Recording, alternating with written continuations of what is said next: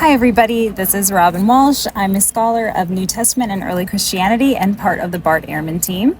And today I am joining you from the city of Rome. So here, let me turn the camera around so you can see. It's a beautiful day here in Rome. I'm going to be bringing you some content over the next few weeks from this city. And today we are going to be talking about the monument behind me, which we think was the Mausoleum of Hadrian at one point and then was turned into a fortress in later centuries. I want to talk in this video about several different monuments and imperial imagery that I think inspired some of what we find later in Christian art and Christian imagination, particularly about Jesus. So I'm going to cut to some videos of walking around these monuments. I'm also going to talk to you about some problems that we have with one of my favorite monuments from antiquity, which is the Mausoleum of Augustus, which really set the tone for all subsequent imperial representations. So stick with me to take a look at all of these objects and sites, and I hope you really enjoy it. Here's our man of the hour, Hadrian. Hadrian was born in 76 CE, so for those of you interested in Jewish and early Christian history, this is just a few years after the end of the Jewish War and the fall of the Temple in Jerusalem. He was emperor of Rome from 117 to 138 CE, and he was part of the Nerva Antonine dynasty.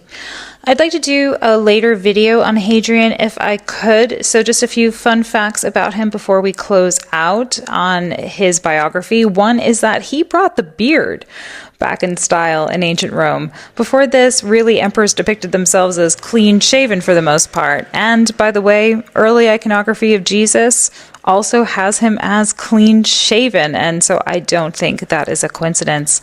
And also, I've always thought that a great band name would be Hadrian's My Boyfriend or Hadrian's Boyfriend, and if you know, you know. But I used to think that really before I learned more about his backstory, but more on him another time. Let's return to the monument. Today, it is known as Castel Sant'Angelo, and you're probably wondering if it looked like this in antiquity. It did not. You were looking at centuries of development over the original site, which was a cylinder-shaped building about 50 meters high. I'll talk more about that in a second, and we have a recreation of it too, a small-scale model. But the reason I am showing you this monument, even though it is older than the Mausoleum of Augustus, which we will talk about in a moment, is because it gives you a sense of the scale. It gives you a sense of how imposing these monuments would have been and how impressive they were intended to be. And so I think it's helpful for us to have that visualization, again, even though we're looking at a bunch of fortresses, and here's one shot of the interior, and a bunch of battlements that are built around the original tumulus. Now, here is a reconstruction of what it may have looked like, and it does echo the Mausoleum of Augustus as a direct inspiration. It would have had potentially a mound with some cypress trees, not dissimilar from Etruscan tumuli. And on top, you'll see there is another figure.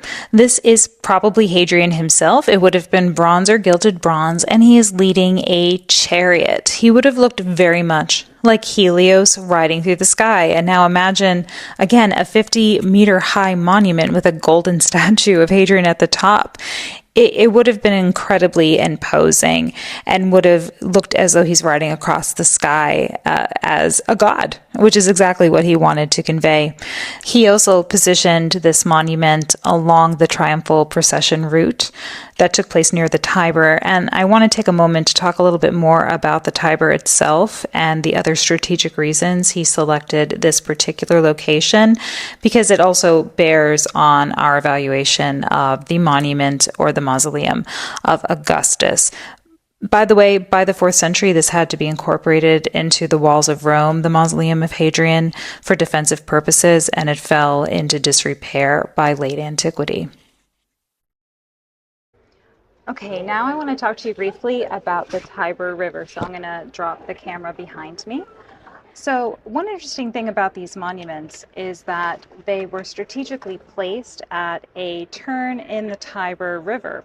And because this was a major, let's call it thoroughfare in the ancient world, if you're coming into the city, from the Mediterranean Sea. If you're going up this river, whether it's for trade or other kinds of commerce, or just a way to get around, just traveling, you're going to pass the Mausoleum of Augustus, you're going to pass the Mausoleum of Hadrian, and they won't escape your notice. They're going to be one of the highest, if not the highest points along the river.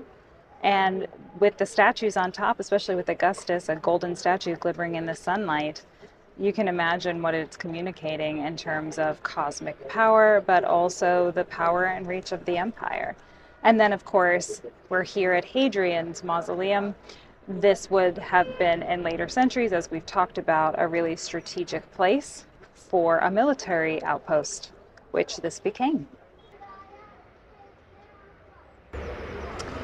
Okay, now let's go talk about the Mausoleum of Augustus.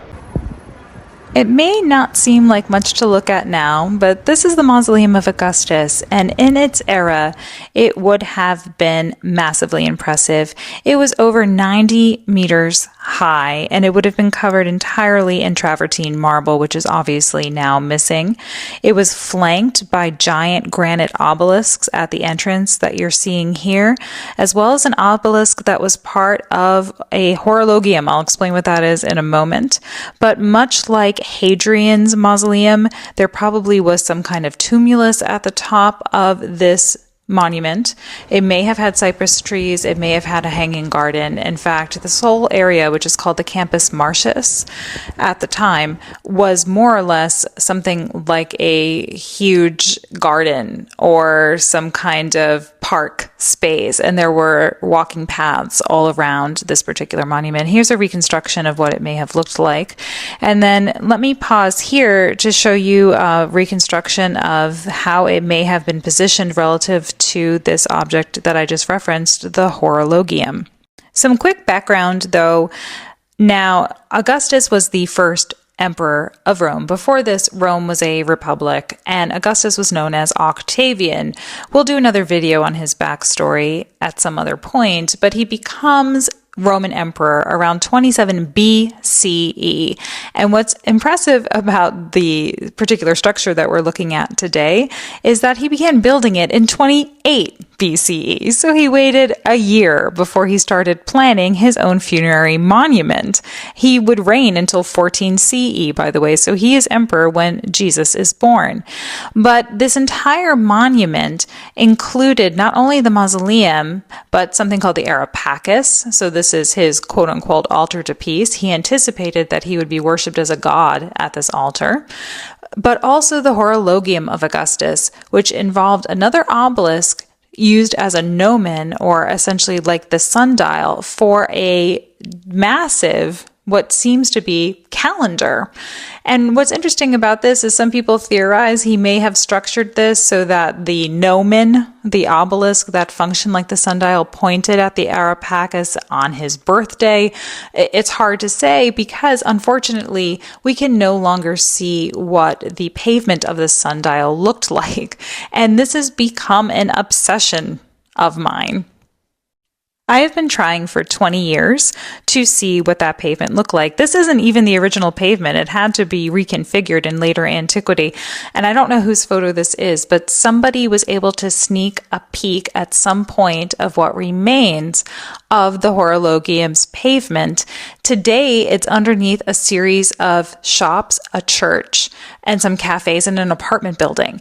And I can't tell you how many times I have paced up and down the block of the Campo Marzio that this is under and knocked on doors, begged people to let me into the basement of their restaurants, and knocked on apartment doors trying to get inside. To no avail. I even crawled under the altar with permission of a nearby church to try to find it, and instead found a mound of skulls, Indiana Jones style, but I guess that's just part of the job. Hopefully one of these days, but this is what the modern city over this area looks like today. And at least the cafes are good. So this is the actual obelisk that was the gnomon for the horologium, again, part of the complex that housed the Mausoleum of Augustus. And we have to keep in mind in the first century, there was a period of what some scholars call Egyptomania, a real interest in Egyptian objects and bringing them to Rome, not only because this was something of a cultural fad, but also here there's a depiction in relief of how these obelisks were transported to Rome. It was a show of power alongside everything else. But looking at the mausoleum one more time, you can imagine, much like we described with Hadrian, a gilded statue of Augustus at the very top, again, of this 90-meter tall building. It likely looked like this here. We call this the prima porta of Augustus. Again, it would have been gilded. It would have been incredibly imposing along the skyline of Rome, glittering in the sun as if he were a god, again, his intention. And notice his body posture here in the prima porta. I mentioned that Jesus in early depictions was often clean shaven, but sometimes he even possessed the same body postures as the emperors. So allow me to show you one quick image. This is Jesus at the well in a similar body posture to the prima porta. Again, not saying that this is a direct correlation, but you can see how Jesus's hairstyle, his clean shaven depiction, does look a little bit like a first century leader. Again, not a coincidence. Here he is later on as the familiar bearded Christ. I've seen this particular image in the catacombs of Comedilla and Domitilla. But here he is flanked by stars. And I think that this is an indication that he is in the sky. Again, similar to what we've been talking about in terms of this imperial iconography. So one more bonus view. Here is the Vatican. And here is the Tiber. If you found this interesting and would like to know more, see other videos, check out bartairman.com/BSA Learning. That stands for Biblical Studies Academy. There you'll find all other sorts of content, including courses, discussion boards that you can explore to find out more about these and similar practices. And I look forward to bringing you more content here from Rome over the next few days.